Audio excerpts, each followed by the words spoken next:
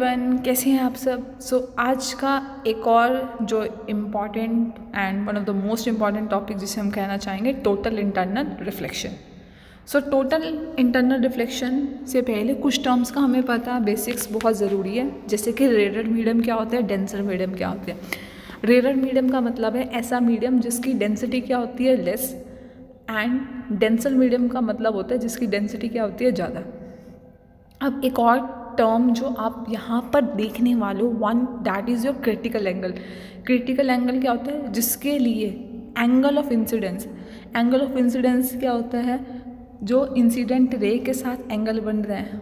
Incident ray मतलब ऐसी रे जो सरफेस पे सबसे पहले स्ट्राइक हो रही है, तो उसके साथ जो एंगल बन रहा है उसको बोलते हैं एंगल ऑफ इंसिडेंस। तो क्रिटिकल एंगल के केस में क्या होता है, जब हमारा एंगल ऑफ इंसिडेंस, हम लाइट आई स्ट्राइक हुई किसी सरफेस पे गिरी, जैसे आप सेकंड डायग्राम में देख पा रहे हैं, उस केस में जो एंगल ऑफ रिफ्लेक्शन है वो क्या हो गया आपका 90 डिग्री।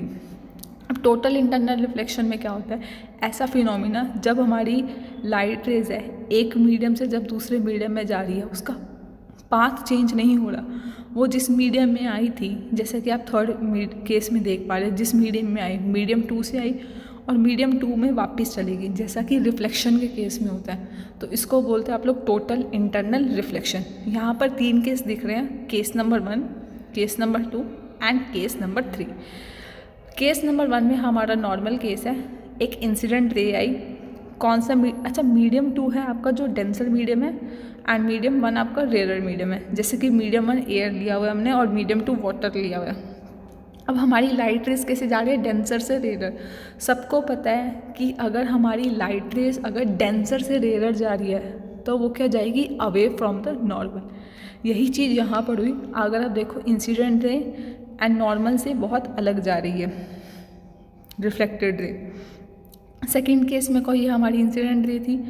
अब देखो यहाँ पे एंगल ऑफ इंसिडेंस की वैल्यू जैसी हमने गिरी तो हमारा एंगल ऑफ रिफ्लेक्शन की वैल्यू क्या होगी, 90 डिग्री। ये जो एंगल ऑफ रिफ्लेक्शन जब 90 डिग्री हो जाता है इंसिडेंट रे के केस में, इसको आप बोलते हो क्रिटिकल एंगल। अब आपके पास आता है total internal reflection. Total internal reflection के केस में जिस मीडियम में आई थी इंसिडेंट रे, जैसे θ1 एंगल से आई थी सेम मीडियम में, एंड उसी मीडियम में क्या होगी, रिफ्लेक्ट बैक हो गई, इसी को बोलोगे आप लोग टोटल इंटरनल रिफ्लेक्शन। इसकी नेसेसरी कंडीशन होती है, पहली नेसेसरी कंडीशन क्या होती है, जो रे ऑफ लाइट है कैसे जानी चाहिए, डेंसर से रेयर मीडियम में। दूसरी कंडीशन क्या है, एंगल ऑफ इंसिडेंस जो है वो हमेशा ग्रेटर देन होना चाहिए क्रिटिकल एंगल से। मतलब जैसे क्रिटिकल एंगल के केस में एंगल ऑफ रिफ्लेक्शन क्या होता है, 90 डिग्री। मतलब अगर मुझे TIR का फिनोमिना देखना है तो मेरी जो एंगल ऑफ इंसिडेंस की वैल्यू है वो 90 से बड़ी होनी चाहिए। It can be 91, 92, 93 and up to so on, कुछ भी हो सकती है। बट जब मेरा ये होगा तभी मेरा टोटल इंटरनल रिफ्लेक्शन फिनोमिना होगा, इसके अलावा नहीं होगा। इसकी कुछ एप्लीकेशन है टोटल इंटरनल रिफ्लेक्शन की। पहली एप्लीकेशन क्या, फॉर्मेशन ऑफ मिराज। अब इसको हम नेक्स्ट डिटेल्स में पढ़ेंगे सारी वीडियो में, बट मैं शॉर्ट में आपको बता देती हूँ। टोटल इंटरनल रिफ्लेक्शन में कहते हैं मिराज बनते हैं, जैसे कि आपने डेजर्ट्स वगैरह में देखा होगा, या जैसे गर्मियों के दिनों में आप हाईवे वगैरह में जाते हो तो आपको ना ऐसा लगता है कि थोड़े डिस्टेंस पे ना वाटर है, एक्चुअल में वाटर नहीं है, बट हमें ऑप्टिकल इल्यूजन लग रहा है कि क्या है, वाटर है। तो ये क्या होगा, मिराज फॉर्मेशन।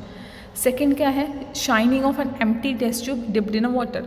जब एक खाली टेस्ट ट्यूब को आप पानी के अंदर डालते हो तो आपको ना वो शाइनिंग करती नज़र आएगी, तो ये चीज़ है। सेकेंड क्या है, स्पार्किंग कोस्ट इन डायमंड। आपने देखा होगा डायमंड ना बहुत शाइन करता है, लस्ट्रस है, तो किस फिनोमिना की वजह से होता है, टोटल इंटरनल रिफ्लेक्शन से।